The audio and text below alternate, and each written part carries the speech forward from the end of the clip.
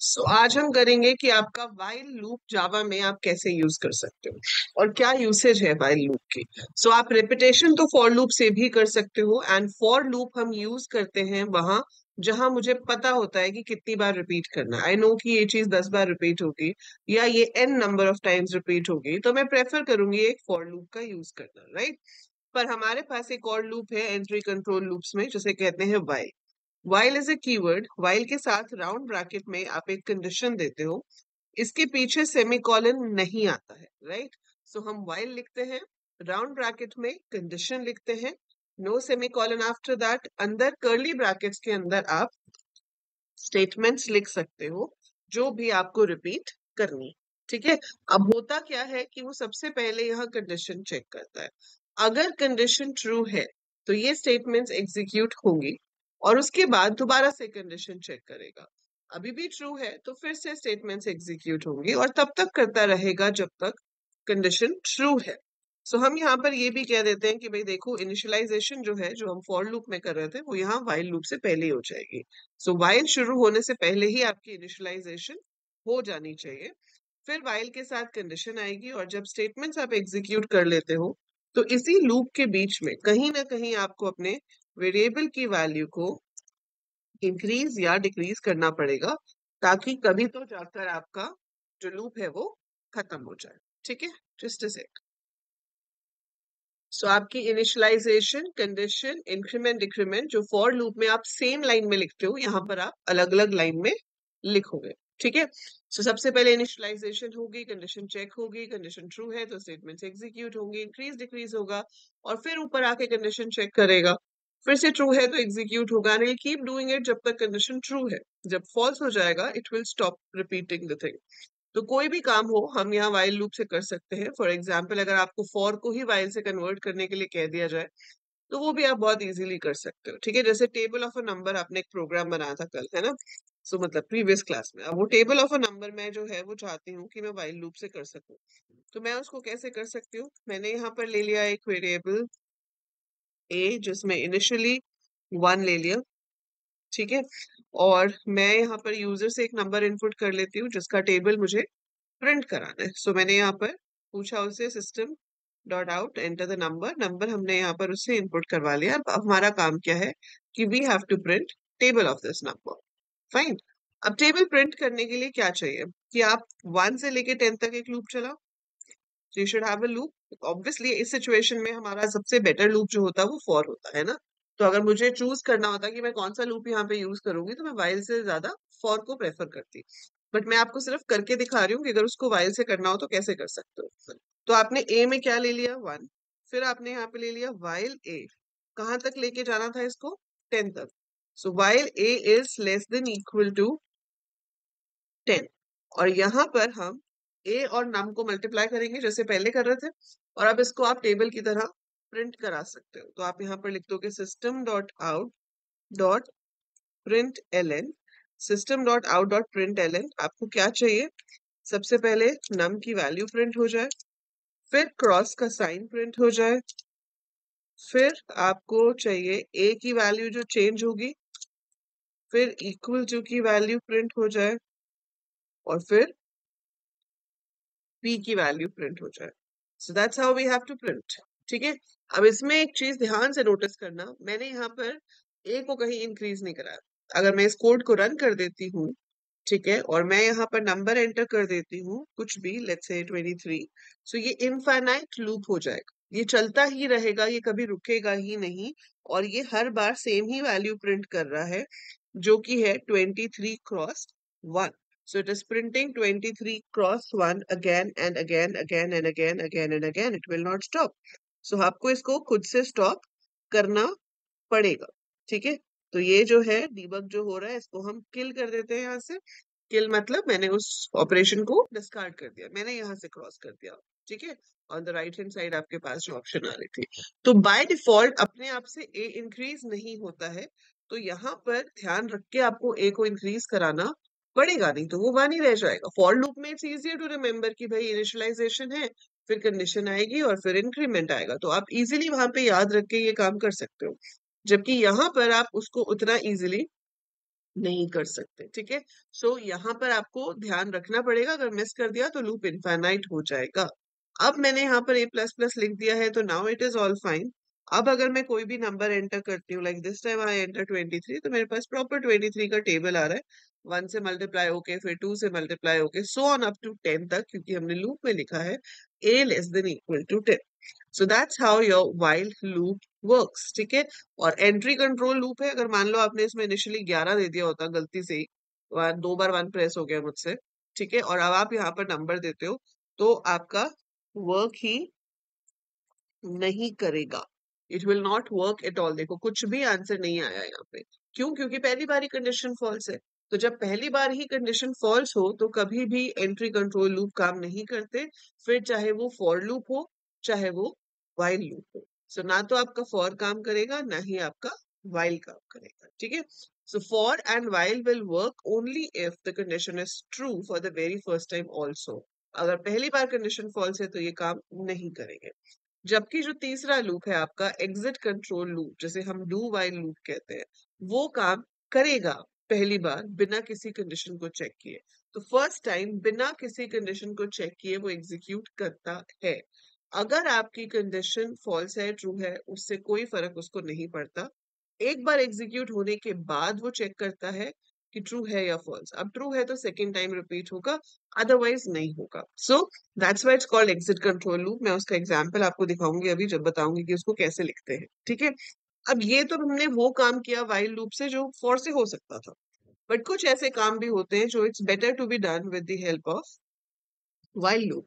For example, मुझे HCF of two numbers निकालना है, ठीक है। अब HCF ऑफ टू नंबर्स कैसे निकालते हैं? HCF के निकालने के बहुत सारे तरीके हैं। एक है कि भाई दोनों नंबर के फैक्टर्स निकाल लो, फिर उन फैक्टर्स में से आप कॉमन वैल्यूज निकाल लो, है ना। या फिर एक दूसरा मेथड है जिसे हम लॉन्ग डिविजन मेथड कहते हैं मैथ्स में, कि आप एक नंबर को दूसरे नंबर से डिवाइड करो, डिवाइड करके देखो कि रिमाइंडर 0 आता है, नहीं आता, तो जो रिमाइंडर आया है उसको डिवाइजर बना देते हैं, और जो पहले डिवाइजर था उसको डिविडेंड बना देते हैं। वी कीप ऑन डिवाइडिंग जब तक हमारा रिमाइंडर 0 ना आ जाए। जब रिमाइंडर 0 आ जाता है that means we have got the HCF। तो हमारी कंडीशन क्या हुई? जब तक रिमाइंडर 0 ना आ जाए। तो जब तक मतलब व्हाइल। तो ऐसे सिचुएशन में आप व्हाइल यूज कर सकते हो, है ना। तो ऐसी कोई भी सिचुएशन बनती हो जहां पर ऐसा कुछ सिनारियो हो रहा हो कि हमारे पास अगर तो वैल्यूज हैं तो हम उस पे काम करेंगे, तब तक जब तक ये कंडीशन ट्रू है, ठीक है। तो जब तक ये कंडीशन ट्रू है तब तक आपको काम करना है। ऐसे सिचुएशंस में आप व्हाइल लूप का इस्तेमाल कर सकते हो। सो आपने पूछा यहाँ पर HCF निकालने के लिए enter first number. First number हमने इनपुट करवा लिया लेट्स से A में। Similar way you have to take the second number. So that we take over here, इसको हटा देते हैं, ये हमें अभी नहीं चाहिए। सो मैंने यहाँ पे लिखा एंटर सेकेंड नंबर, और वो सेकेंड नंबर मेरे पास B में आ गया। Then I will take a loop, I will write while A greater than B, sorry not A greater than B, while A mod B is greater than 0, या फिर आप not equal to 0 भी लिख सकते हो। तो जब तक वो 0 नहीं आता तब तक रिमाइंडर निकालो। रिमाइंडर कैसे आएगा? A mod B करके, और जो मेरा डिवाइजर है उसमें ये आ जाएगा और बी में आ जाएगा आपका रेड। तो ये लूप तब तक चलता रहेगा जब तक वो डिवीजन ना मिल जाए जहां पर डिवाइड करके रिमाइंडर 0 आ रहा है। जब आपको वो मिल गया जहां पे डिवाइड करके रिमाइंडर 0 आ रहा है, तो उस जगह पर आपको आपका HCF मिल गया। तो जो डिवाइजर होता है वो होता है आपका second number. So HCF is B। सो ये मेरा कोड हो गया। अब जैसे मैंने इसको रन किया और मैंने नंबर एंटर किए 50, मैंने नंबर एंटर किए 50 एंड 40, तो इनका HCF क्या होगा? 10। सो 50 और 40 का HCF 10 हो गया। उसने पहले 50 को देखा होगा 40 से डिवाइड करके, तो रिमाइंडर क्या आता है? 10। सो 0 नहीं है, फिर लूप के अंदर आया होगा, रिमाइंडर 10 हो गया। अब A में 40 आ गया, B में 10 आ गया। फिर उसने डिवाइड किया कि 40 10 से डिवाइड होता है, हाँ पूरा हो जाता है, रिमाइंडर 0 है, तो 10 आपका HCF हो गया। तो आप कोई भी दो नंबर्स एंटर करोगे ये आपको HCF निकाल के दे देगा। ठीक है, so this is how you get HCF of two numbers and that's how we use while loop. कि व्हाइल लूप में एक कंडीशन दी है, अब जब तक वो कंडीशन ट्रू है तब तक लूप की स्टेटमेंट्स एग्जीक्यूट होती रहेंगी, और जब लूप की कंडीशन फॉल्स हो जाएगी तो आपका लूप चलना बंद हो जाएगा, उसके अंदर की स्टेटमेंट्स रिपीट नहीं होंगी। That is the basic of while loop. अब अगर मैं डू व्हाइल की बात करूं तो व्हाइल वाला कंसेप्ट तो सेम है कि हम डू व्हाइल भी वहां यूज करते हैं जहां हमें नहीं पता कि कितनी बार लूप चलेगा, है ना। तो इसमें क्या होता है कि इनिशियलाइजेशन तो लूप से पहले ही हो जाती है। सो इनिशियलाइजेशन पहले ही हो जाती है, फिर आपका लगाते हो आप डू कीवर्ड। डू कीवर्ड के बाद आप कर्ली ब्रैकेट में देते हो स्टेटमेंट्स। यहां पर आपने स्टेटमेंट्स दी और फिर जहां बंद होता है वहां वाइल के साथ कंडीशन लगाकर सेमीकोलन आता है। This is the only loop जिसके पीछे सेमीकोलन लगता है। ठीक है, तो ये इकलौता लूप है जिसके पीछे आप यहाँ पर सेमीकोलन लगाते हो। तो इनिशियलाइजेशन जो भी चाहिए वो यहाँ रहेगी, डू आएगा। अब खुद ही लॉजिक देख के पता चल रहा है कि इसमें क्या था, इनिशियलाइजेशन हुई, कंडीशन चेक हुई, ट्रू है तो अंदर गया। इसमें अंदर जाने के लिए कुछ चेक ही नहीं हो रहा। इनिशियलाइजेशन हुई, सीधा अंदर गया, स्टेटमेंट्स एग्जीक्यूट हुई, इंक्रीमेंट डिक्रीमेंट हुआ, उसके बाद कंडीशन चेक हुई। अगर कंडीशन ट्रू है तो वापस ऊपर आ जाएगा रिपीट करने के लिए, अगर फॉल्स है तो नहीं होगा। ठीक है, so it will keep repeating if the condition is true. If the condition is false it's not going to repeat further. ठीक है, so that's how we write do while and that's why it's called exit controlled loop। इसलिए इसको exit control loop कहते हैं। अब जैसे ये वाला केस है, देखो इसमें आपको एक बार तो डिवाइड करना ही है ना, एक बार तो मुझे डिवाइड करना ही है।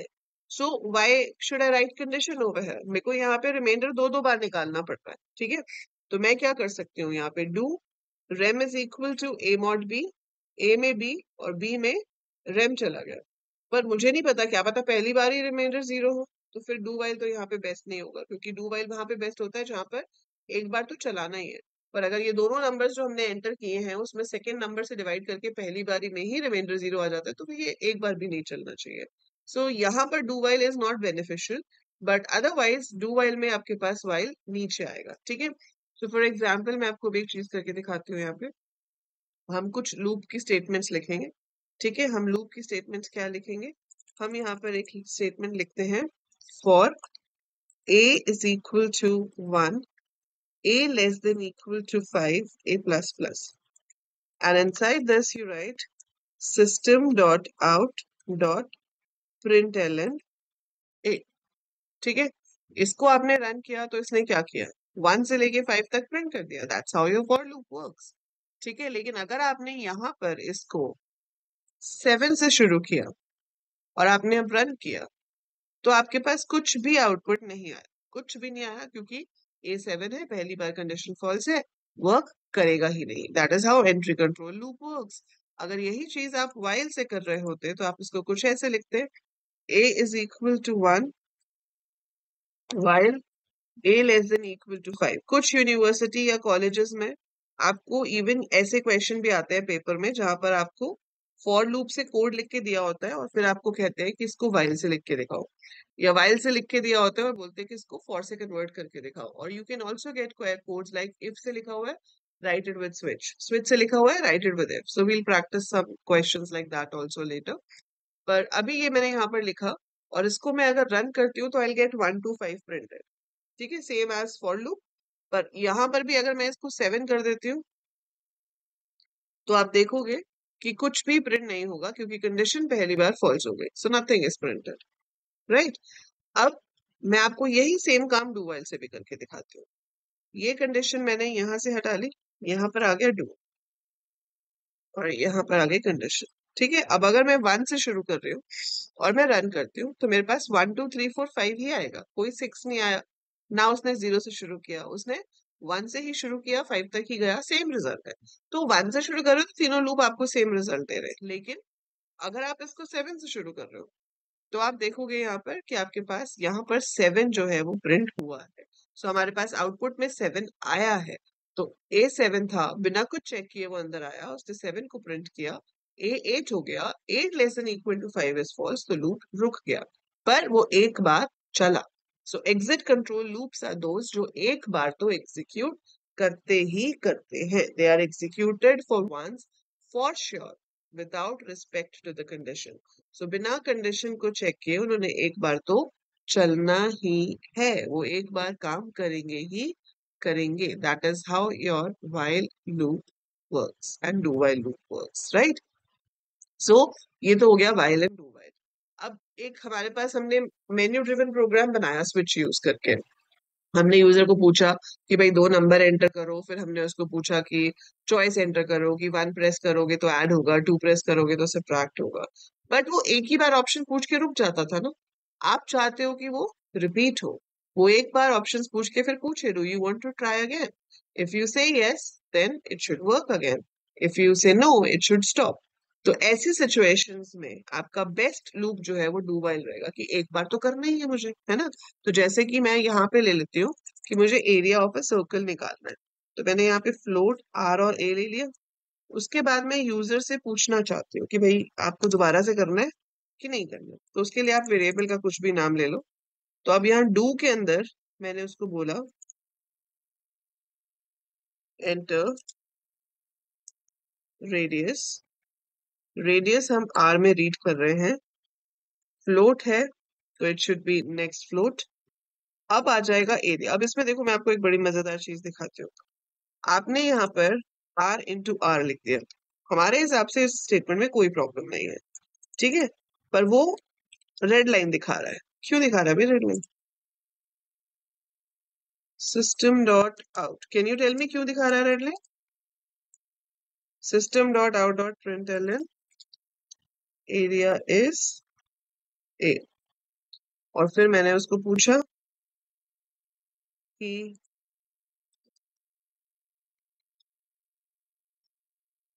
Do you want to try again? Answer is equal to SC dot next line।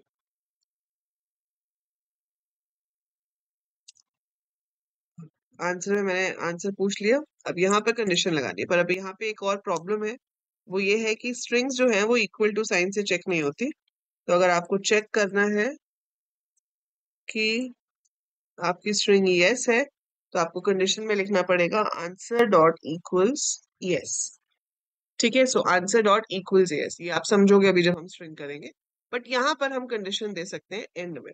और ये जो एरर आ रहा है ये क्यों आ रहा है? ये कह रहा है type mismatch can not convert from double two float.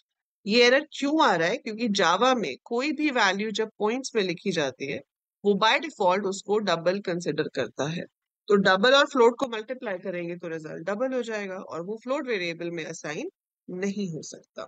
इसलिए मुझे इसके साथ एफ लगाना पड़ेगा ताकि वो उसको फ्लोट में कन्वर्ट करते हैं। सो 3.14 एफ लिखने से आपकी वैल्यू फ्लोट में कन्वर्ट हो जाएगी, मल्टीप्लाई करके पूरा रिजल्ट फ्लोट आएगा। अब हम इसको अगर एग्जीक्यूट करते हैं तो वो हमसे पूछ रहा है रेडियस, मैंने एंटर किया 8.6, सो आई गेट द रेडियस। और अब आप देख रहे हो कि एग्जीक्यूशन खत्म हो गया। अब इसके पीछे भी रीजन है, उसने मुझसे पूछा ही नहीं do you want to try again. वो उसने मुझसे क्यों नहीं पूछा? क्योंकि मैंने उससे ऊपर एक फ्लोट इनपुट किया था, और फ्लोट इनपुट करने के बाद मैंने एंटर प्रेस किया था। अब वो एंटर जो है वो मेमोरी बफर में रह जाता है, it stage in the memory buffer. तो जब इंटीजर के बाद इंटीजर या फ्लोट के बाद इंटीजर इनपुट होता है तो कोई प्रॉब्लम नहीं आती। लेकिन अगर कभी भी आप एक नंबर इनपुट के बाद स्ट्रिंग इनपुट करोगे तो you will face this problem, कि वो जो एंटर हमने प्रेस किया था ना उसी को ही इनपुट समझ लेता है। तो जो आपने नंबर के पीछे एंटर प्रेस किया था, आपका जो अगला नेक्स्ट लाइन है वो उसी को ही इनपुट समझ लेता है। तो इसलिए मुझे एक extra SC dot next line ऐसे लिखना पड़ता है। तो आफ्टर रीडिंग द फ्लोट मैंने ये लाइन एक्स्ट्रा लिख दी, इसमें से जो रीड होके आ रहा है कहीं स्टोर नहीं किया। इसको लिखने का मतलब क्या है कि वो जो बफर में एंटर की है वो रिमूव हो जाए। ठीक है, अब अगर मैं इसको रन करती हूँ तो वो मुझसे रेडियस पूछ रहा है, मैंने रेडियस इनपुट किया, एरिया आया। अब कर्सर ब्लिंक कर रहा है do you want to try again में, मैंने येस एंटर किया तो उसने मुझसे फिर से रेडियस पूछा, मैंने येस एंटर किया उसने मुझसे फिर से रेडियस पूछा।